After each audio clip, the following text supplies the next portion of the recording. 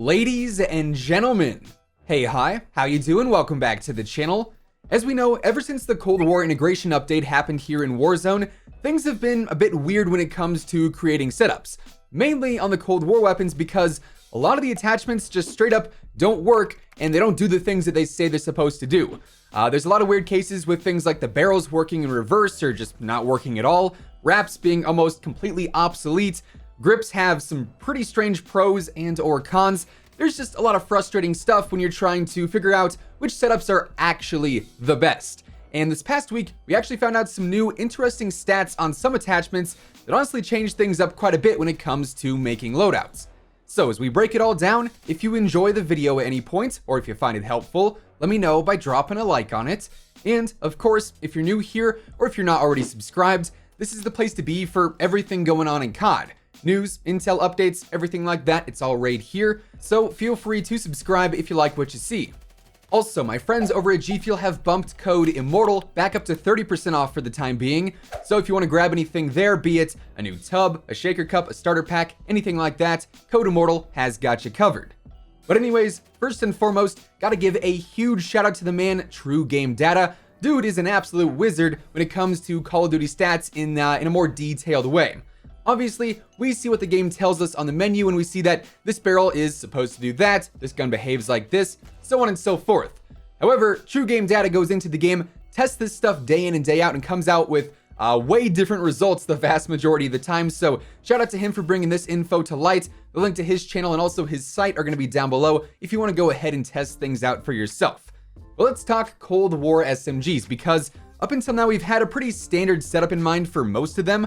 Obviously, you're probably using them as a secondary on an assault rifle or an LMG class, or maybe even as a primary with a sniper like the car for some nice versatility there. In turn, you're probably going for, a balance of range and speed with most of these setups, but now we can actually really take advantage of the Cold War attachments, or at least some of them, and build some SMG setups that are going to be a lot more versatile in the range department without really any major drawbacks regarding the mobility. Alright, so here we are on TrueGameData.com. Once again, link is going to be down in the description below. And for this, we're going to go into Warzone and check out the comparison tool. This is where we're going to get this new info that's honestly, I think, going to impact a lot of your SMG setups because it's certainly impacted mine already. So when we go ahead and look at the SMGs, let's focus first on the MAC-10 here, alright? We're going to go ahead and start building the setup here. And we'll go with my standard setup that I've been running for quite some time, which is Agency Suppressor or Agency Silencer. I've been using the Ranger barrel. Alongside, the Field Agent grip, I use the 53 round fast mag, and then also the SAS combat stock. And this has pretty much been like my go-to setup for, the past few weeks. This is the setup that you guys have seen in a handful of the loadout videos so far. And something that's really cool about this site, about True Game Data, is that you can go in, you can actually view these tables. And so when we go ahead and look at the underbarrels, for instance, we can see that the Field Agent grip has some really nice benefits for recoil, vertical and horizontal, and not really any drawbacks in any of the other categories. What's new here, though, is some information with the muzzles and then also the barrels. So first things first, let's look at the muzzles. We've got obviously a handful of the ones that really aren't used too much. Flash guard, I don't think I've ever seen anyone use in Warzone or even in Cold War multiplayer for that matter. That one is pretty much all but obsolete at this point. I've definitely seen some people using infantry compensator before, occasionally SOCOM eliminator. But of course, the main one here is going to be that Agency Suppressor. It's going to work just like Monolithic does for the Modern Warfare weapons. It's going to hide you on that radar and also extend your range a little bit. As you can see here on the range modifier, we get that 10% increase, which obviously no other muzzle can offer. So that's one huge bonus here. Now, it does end up actually decreasing your ADS speed a bit, but of course, you can always get that back. Technically you could if the wraps wanted to work correctly. Eventually they will work correctly and that'll be sort of a counter to that, but you're gonna lose that slight ADS time. Honestly, not the biggest deal there considering this is an SMG at the end of the day. It's still gonna be pretty fast. What we didn't know though is that it has this nice stat right here, a 10% decrease or increase rather to the recoil controller, a decrease to the overall recoil that you're gonna have. So not only is the Agency Suppressor going to hide you on the minimap and also extend your range, but it's also going to reduce your vertical recoil. That's actually a huge nice hidden bonus, and it honestly gives you even more of a reason to run this on nearly any kind of setup you can. Obviously, it's not going to decrease it as much as the SOCOM Eliminator would or even the Infantry Compensator, but the fact that it still does it in the first place is honestly a pretty nice bonus to have, and it doesn't decrease your movement speed or your ADS movement speed. So overall, the Agency Suppressor is actually way better than we initially thought. So we've got our first setup here. I'm actually going to go ahead and save this one because then we're going to look at another one here on the Mac-10 again, for instance, and we'll check out a few other weapons here in just a moment, but we're going to build this one slightly different. Instead of the Ranger barrel, we're going to go ahead and use the Task Force barrel, which, as we know, is one that's been semi-controversial since the Cold War integration happened because the Task Force barrel doesn't like to work on quite a few weapons in the game. There's a few that it does, and apparently the SMGs are some of those few. It also works on like the FFAR, for instance. It's pretty useful there, but if we go ahead and throw in the Task Force here, I'll show you why that's important here in just a moment.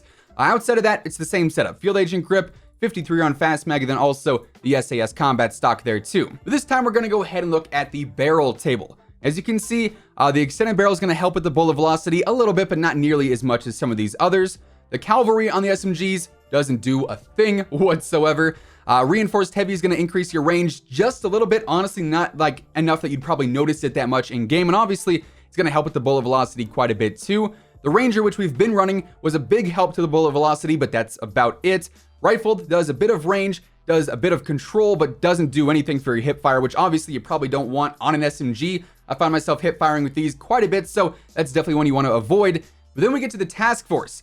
50% increase on that range. That's a huge bonus to have out of that, and it also has an 80% increase on that bullet velocity, so it's not going to do nearly as much as Ranger or Reinforced Heavy would, but you get that range in there too. That's going to be a huge game changer. You're going to notice that a lot, and that's going to make every single SMG in the game a lot more viable in those medium range fights. Obviously, you're never going to be using SMGs in those super long range fights unless that's like your last option. You're completely out of ammo in your AR or your sniper or whatever else.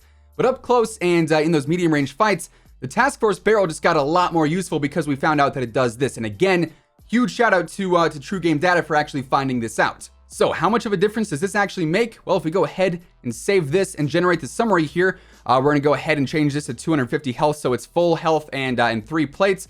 You guys can see the orange line is going to be the Agency Suppressor and the Ranger barrel, and the Task Force wins in pretty much everything inside of 52 meters, and let's be real here. 52 meters is about the cap that you'd want to be using an SMG at anyways. Any of these ranges here, you know, 60 meters, 80 meters, 100 meters, you're never going to get a kill with an SMG there unless that enemy has literally 1 or 2 HP and you get a lucky shot, right? Like this is no man's land over here. This is territory you don't want to be in with an SMG. This though is obviously the prime of an SMG. This is where you want to be. And the Task Force up through 25 meters is going to have a pretty nice TTK. This one drops off with the Ranger here at 17 meters. So you're getting a pretty big bonus in range here. That's going to help out a ton. Like I said, it works on other SMGs too. So I went ahead and also added in my MP5 from Cold War and my MP5 from Modern Warfare and my setups for those using the Task Force on the Cold War MP5. And as you can see, it's this sort of teal colored line here. It actually has the best TTK out of all 4 of these SMGs up through about 15 meters. Then it drops off a bit, but it's still going to hang with that Mac-10 with the Task Force for a little bit here. And it's also going to be a bit better than the Mac-10 with the Ranger barrel up through about 24 meters. You've also got the Modern Warfare MP5 here, which of course has been like the holy grail of SMGs for quite some time. And in terms of TTK, it's really not competing that much at all, anywhere past 10 meters compared to most of these other setups.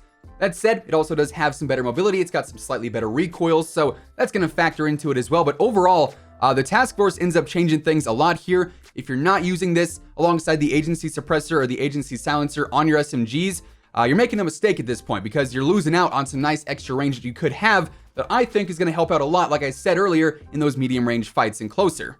So yeah, there you have it. With all of that being said, that's some new info on how Cold War attachments are actually working here in Warzone, and that's going to wrap things up for today. If you enjoyed the video, let me know by dropping a like on it. And of course, if you're new here and you want to stay up to date with the latest Call of Duty news, intel, updates, and pretty much everything else in between, feel free to subscribe with your notifications turned on. That way you'll always know whenever I upload a new video. As I mentioned earlier, right now Code Immortal is actually 30% off on G Fuel, so if you want to grab anything there, now is a fantastic time to do so. But once again, thanks so much for tuning in, and until next time, take it easy, have an awesome rest of your day, and I'll catch you guys later. Peace out.